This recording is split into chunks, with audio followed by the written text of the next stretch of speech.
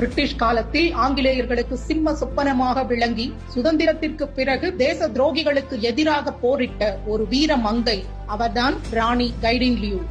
1930 முதல் 1932 வரை வெறும் 15 வயதிலேயே நாகாலாந்து மற்றும் அதன் சுற்று வட்டார பகுதிகளில் ஆங்கிலேயர்களுக்கு எதிராக பல அதிரடி தாக்குதல்களை முன்னெடுத்தார். 1931ஆம் ஆண்டு நாகா இன தலைவர் ஜடோனாங் என்பவரை ஆங்கிலேயர்கள் தூக்கிலிட்டனர். இதற்கு பழிவாங்கவும் விடுதலையை வென்றெடுக்கவும் கையில் ஆயுதம் ஏந்திய கைடின்லியூ அசாம் ரைபிள்ஸ் படையினரின் முகாம்களை தாக்கத் தொடங்கினார். காடுகளில் தலைமறைவாக வாழ்ந்த அவர் சுமார் 4000 ஆயுதம் ஏந்திய வீரர்களுடன் ஆங்கிலேயர்களை துணிச்சலாக எதிர்கொண்டார்.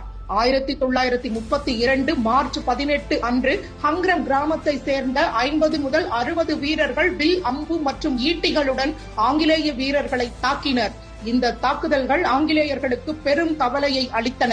இதன் விளைவாக அவர்கள் பல கிராமங்களை எரித்து நாகா மக்கள் மீது கடும் சித்திரவதைகளை ஏவினர்.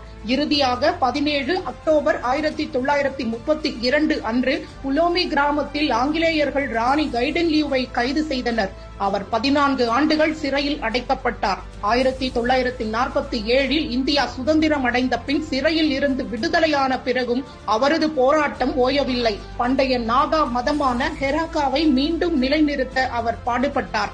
மிஷனரிகள் மற்றும் பல்வேறு சக்திகளின் அழுத்தம் அதிகரித்த போது அவர் சுமார் 1000 வீரர்கள் மற்றும் 500 துப்பாக்கி ஏந்திய வீரர்களுடன் ராணி பாட்டி செலியாங்கிராங் என்று தனி நிர்வாகத்தையே உருவாக்கினார். இந்திய அரசு அவரை ஒரு தேசபக்தராக அங்கீகரித்து அவருடன் பேச்சுவார்த்தை நடத்தியது. 1966ஆம் ஆண்டு அவர் மலைப்பகுதிகளில் இருந்து கீழே இறங்கி வந்து நாட்டின் பொதுவான நீரோட்டத்துடன் இணைந்து செயல்பட தொடங்கினார். வயது முதிர்வு மற்றும் உடல்நல குறைவு காரணமாக 17 பிப்ரவரி 1993 அன்று தனது சொந்த கிராமத்தில் அவர் காலமானார்.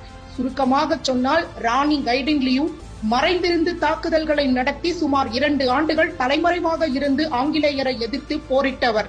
சிறைவாசத்திற்கு பிறகும் தனது மக்களின் கலாச்சாரம் மற்றும் மதத்திற்காக தொடர்ந்து போராடியவர். இந்திய சுதந்திர போராட்டத்தில் நாகா மக்களின் அடையாளமாக திகழ்ந்த இந்த வீர மங்கையை நாம் என்றும் வணங்குவோம்.